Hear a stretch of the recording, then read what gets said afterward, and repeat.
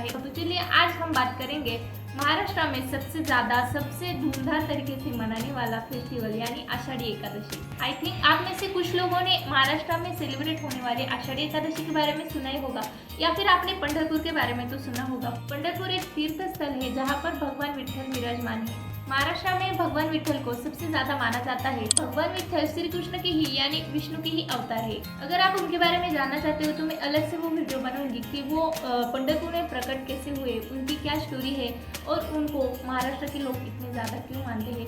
आज बात करने वाले हम आषाढ़ी एकादशी पे। तो आषाढ़ी एकादशी जो फेस्टिवल है वो भगवान विठ्ठल का ही है। तो पूरी कहानी क्या है आज उस पर हम बात करेंगे। तो आषाढ़ी एकादशी जो उत्सव है वो महाराष्ट्र में वारकरी संप्रदाय जो है उनका बहुत बड़ा उत्सव है। इस आषाढ़ी एकादशी को वारकरी संप्रदाय के लोग यानी वारकरी लोग पैदल चलकर पंढरपुर जाते हैं। फिर वो कहीं से भी जाए, महाराष्ट्र के कोने कोने से लोग पंढरपुर आते हैं। तो चाहे वहां जाने के लिए 1 महीना ही लग जाए या फिर 15-20 दिन, 1 महीना, 1.5 महीना, कितने भी दिन लग जाए, लेकिन लोग पैदल ही जाते हैं। और अगर आप इसके बारे में अगर गूगल पर सर्च करोगे तो आप देखोगे कि वारकरी संप्रदाय कितना बड़ा है और कितने ज्यादा लोग, कितनी ज्यादा तादाद में लोग इसमें शामिल होते हैं। कभी कभी तो महाराष्ट्र में ऐसा वक्त आ जाता है कि कुछ रोड, कुछ हिस्सा ब्लॉक कर दिया जाता है क्योंकि वहाँ से ये वारी जाने वाली होती है। तो ये जो लोग साथ में पैदल जाते हैं, ये सब जो लोग होते हैं उनको साथ में दिंडी बोलते हैं या फिर वारी बोलते हैं। और आई थिंक महाराष्ट्र के 100% लोगों में से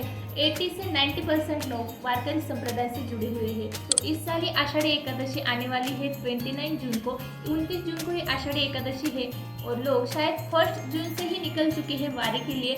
कुछ लोग शायद उससे पहले भी निकल चुके होंगे जिनको ज़्यादा दिन लगेंगे यहाँ तक पहुँचने के लिए यानी पंढरपुर तक पहुँचने के लिए। सो सभी जो दिंडिया है या फिर सभी जो लोग निकलते हैं वो जो पंढरपुर में पहुँच जाएंगे उनको पहुँचना होता है आषाढ़ी एकादशी के 1 दिन या फिर 2 दिन पहले, ताकि वो भगवान के पास रह सके और आषाढ़ी एकादशी के दिन वो वहाँ रहकर भगवान की पूजा करे, उनके नाम का उपवास करे।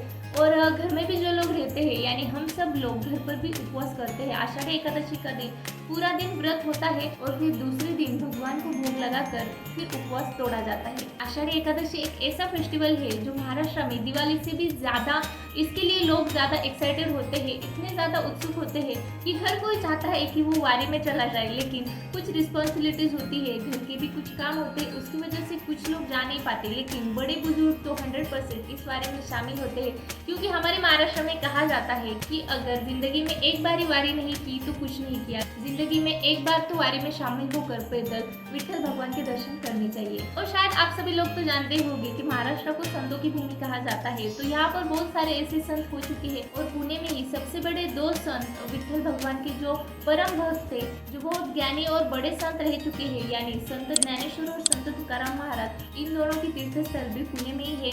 तो पुणे से इन दोनों की पालकी निकलती है और वो जाती है पंढरपुर की ओर। अब हम ये जो आषाढ़ी एकादशी है उसका महत्व क्या है और उसकी स्टोरी क्या है उसके बारे में जानेंगे। ऐसा कहा जाता है कि आषाढ़ी एकादशी को यानी देवशयनी एकादशी को भगवान श्री विष्णु क्षीर सागर में अपने शेषनाग पर निद्रा में चले जाते हैं। और इसी आषाढ़ी एकादशी को यानी ये जो आषाढ़ महीना होता है इसमें उत्तरायण पूर्ण होकर दक्षिणायन को शुरुआत होती है। और इसके बाद भगवान विष्णु कार्तिक महीने में एक एकादशी आती है प्रबोधिनी एकादशी नाम से, उस एकादशी पर वो जागृत होते हैं। इसका महत्व ये है कि श्री कृष्ण ने युधिष्ठिर को देवशयनी एकादशी का महत्व बताया था। इसके बारे में एक राजा की कथा भी है। एक राजा था जो कि धर्मनिष्ठ था।